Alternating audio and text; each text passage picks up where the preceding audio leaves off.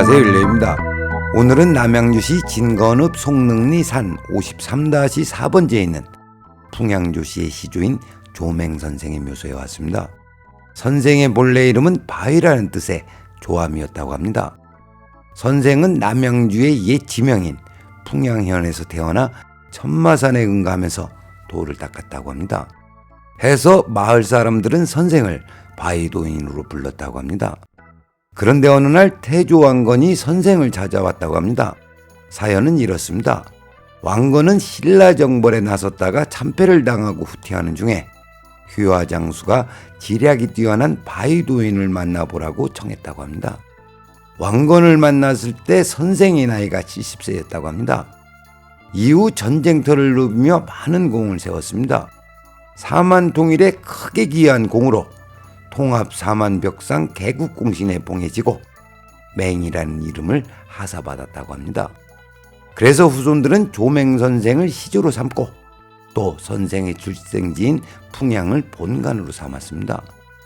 지금부터는 풍수적 관점에서 말씀드리겠습니다.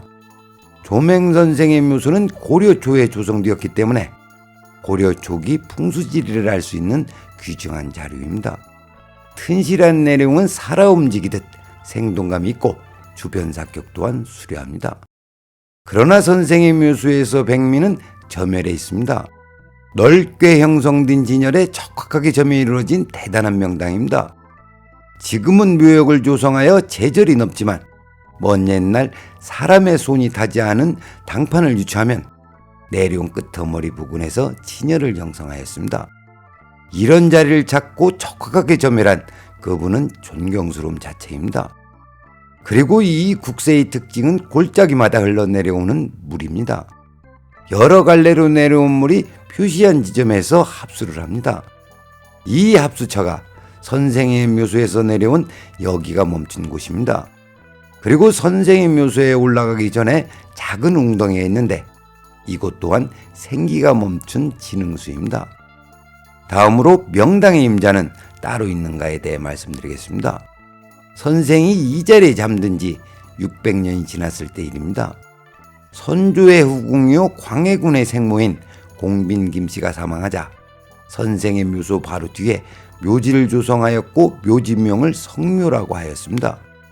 아무리 왕의 후궁이라 할지라도 한 집안의 시조 묘소 뒤에 묘지를 조성한다는 것은 쉽게 이해되지 않는 부분이지만 당시 국법은 왕실에서 능묘를 쓰게 되면 그 구역 내에 있는 사가의 모든 묘는 이장해야만 하였습니다.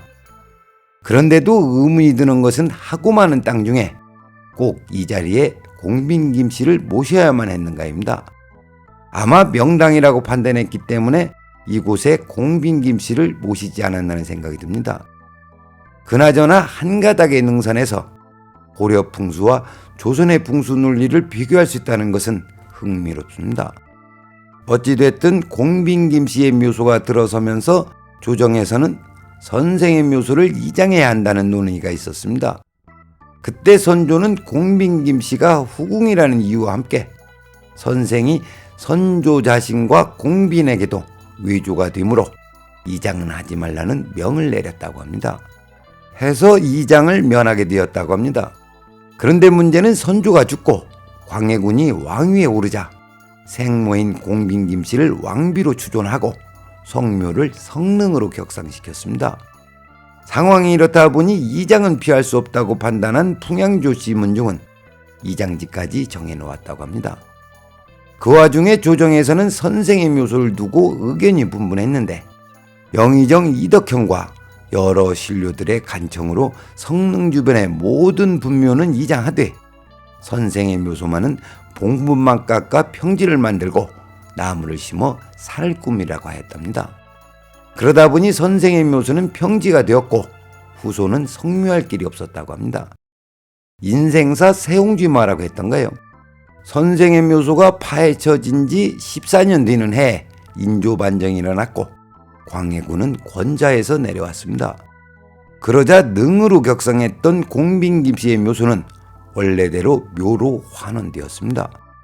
그러자 문중에서 선생의 묘소를 본래의 모습으로 복원할 것을 상소하였고 허락을 득했습니다.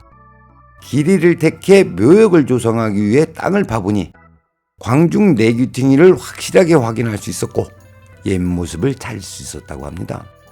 이 대목에서 저는 선생의 묘수를 원래 모습으로 다시 조성할 수 있었던 것은 튼튼한 속광에 있었다고 생각합니다. 그리고 600년이 지난 묘지의 봉분이 서슬퍼른 권력 앞에서 파헤쳐졌지만 20년 만에 옛 모습으로 복구되었습니다. 명당은 주인이 따로 있는 것이 아닌가 하는 생각이 들었습니다. 다음으로 보시는 이미지가 선생의 묘소 근처에 있는 광해군의 묘소입니다. 광해군과 생무 공빈김씨의 묘소는 문화재 보호 차원에서 출입을 금하고 있습니다. 역사적 평가를 떠나 죽어서도 가시울타리에 위리한 지린 느낌이 들었습니다. 그럼 오늘의 이야기를 정리하겠습니다. 공빈김씨와 선생의 묘소가 같은 내용에 조성되어 있는데 공빈김씨의 묘소는 실효를 하였고 선생의 묘소는 적확하게 점열이 이루어졌습니다. 공빈김씨의 후손인 임해군과 광해군의 삶을 들여다보면서 풍수적 영향력이 일정 부분 작용했다는 생각이 들었습니다. 그리고 공빈김씨 묘소 때문에 한때는 선생의 묘자리가 봉분이 파헤쳐지는 순환을 겪었지만 다시 복구되어 천년의 세월을 이어가고 있습니다. 이러한 현상에 대해 딱 잘라 설명하기는 어렵지만 저는 명당의 힘이 아닌가 하는 생각을 합니다. 오늘은 여기까지 하겠습니다. 시청해 주셔서 감사합니다.